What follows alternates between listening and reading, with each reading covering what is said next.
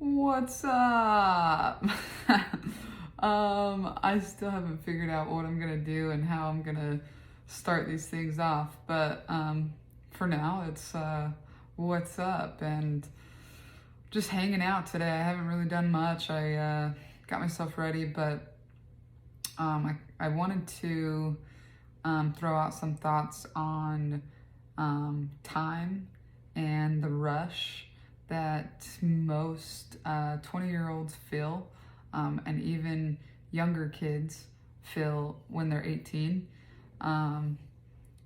because a lot of like society, our parents, our coaches, anybody that's older than us, is kind of telling us that we should have it all figured out and we should know what we're doing and we should be on the right path as to what we're going to do for the rest of our lives. And I'm here to say that there is no rush. And it's interesting because I talk about this, and I used to have this urgency to rush like a lot of things. And my girlfriend, when we were just friends hanging out, she would look at me and tell me there's no rush. There's no rush for us to do anything. Like, we were very passionate with each other and very passionate about each other and really wanted each other, but it just wasn't the right time. And so there was a lot of space that we took and a lot of time that we took apart from each other. But during those times, we were definitely, I was feeling like I was very held back with what I was going to say because I felt like maybe it was rushing the process. But there was always that little thing in the back of her head that said there's no rush. Anyways, I didn't think I was gonna put that in there on this talk, but it just reminded me when I said there's no rush. She used to tell me that, and she still does with everything else that we do. Whether it's things that we want to go on dates with, we want to travel, we want to be together, we want to take time apart, we want to, whatever it is, we're trusting the process and knowing that there's no rush. So that's a beautiful thing. But there's just another part of that I wanted to discuss as far as time goes. Like, I've noticed within the last maybe year and a half of my life that I've been around two different people. So I had a co-driver that was always in a rush, and my co-driver now, he's the total opposite, like not even in a rush at all. And it's interesting to me to find out that time has become so much more enjoyable and so much more precious and so much like slower in a sense that well, my point is that it's become so much more enjoyable and precious and slower in a sense since I've taken the time to look at it as like there's no rush. So we kind of dive in a little bit on my co-drivers here and what we do. We go pick up cars and then we take them from Seattle to either LA or Phoenix. And during that process, my first co-driver, he was like always, okay, call them when we get there, or call them before we get there, make sure this is in place, make sure that's in place.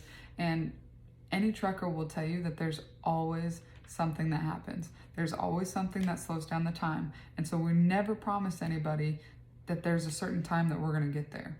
So, or there's a certain time we're picking up their car, there's a certain time they're dropping off this, there's a certain time, there's never a time promise because a tire can blow, hydraulics can go out, air brakes, just small things that you need to get done to keep yourself in a safe position while trucking. And so there's never that promise that we give any customers. But my co-driver before was like, always, if anything happened, if any mishaps happened, it was like the end of the world. And he was in such a rush. And for me, I've come to realize that I'm a moldable person. I start molding around whoever I'm around, which can be very dangerous. but it can also be a good thing depending on who I surround myself with. And so just realizing that, anyways, jumping back into him, I fell into it. I fell into, you know, the goddamn, what the fuck? We're slowing down. We're getting hit with this. We can't do this. We can't move forward. This is some bullshit. Like all this stuff, and I was getting so intense, and like I was in a rush. I became in that rush with him. There's no time for sleep. We've got to drive. There's no time for us to eat food. We've got to drive. There's no time for us to go to the bathroom when we have to go to the bathroom. Try and hold it as long as possible, which is not good. Like there was things that I was holding back on doing, like eating. I swear to God, I would hold back on eating because it was like if I stopped to eat because I didn't want to drive and eat, it was a whole ordeal. But if I drove and ate, he was also having a whole ordeal about it. It's not safe, or you're wasting time.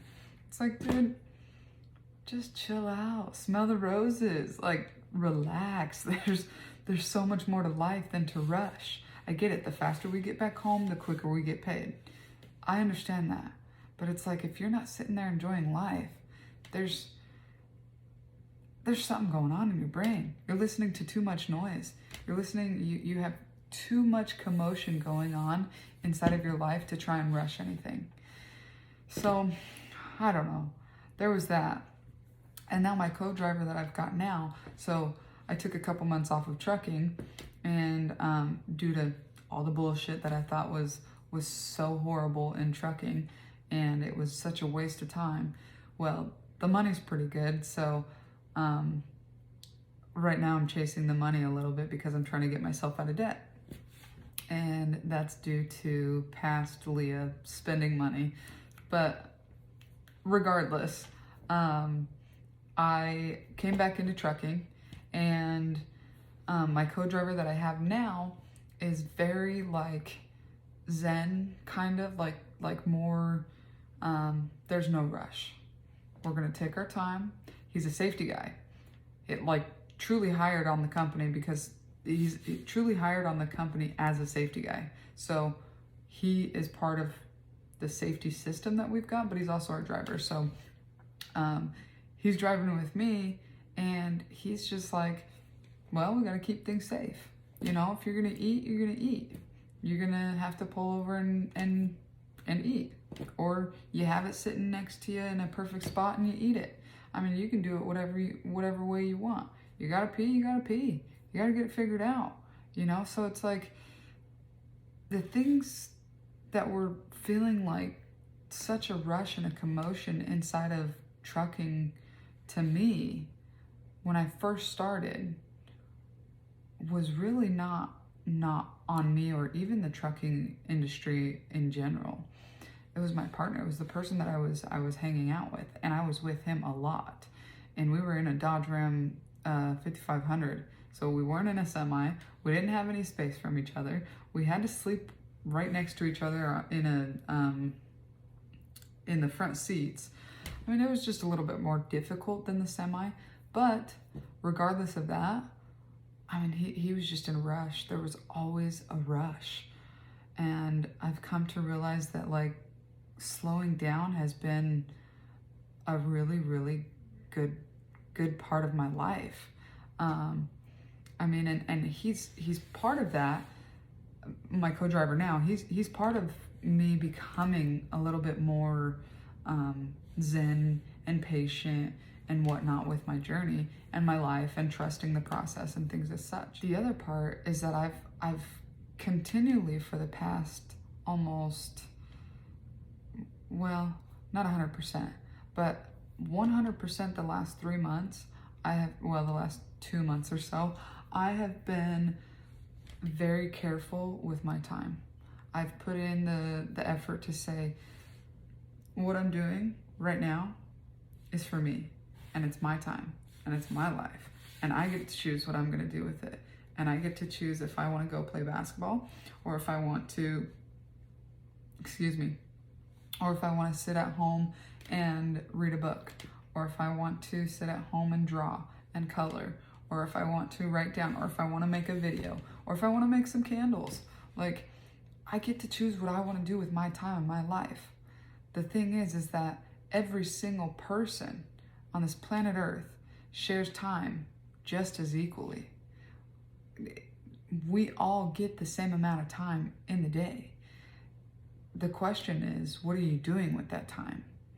Are you putting in time into certain activities to make it look like you're productive? Or are you putting in time towards certain activities to be productive? And there's a very small correlation and difference between that, you know? So it's a matter of how you're spending your time, and also, are you trusting the time? Not trusting the time, trusting the effort and the productivity that you're putting into the time that you're given. And enjoying it and stopping and smelling the roses, because life is so short, but it's also so very long.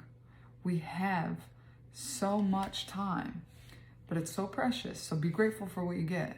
Be grateful for what you've got, and be grateful for everything that's to come.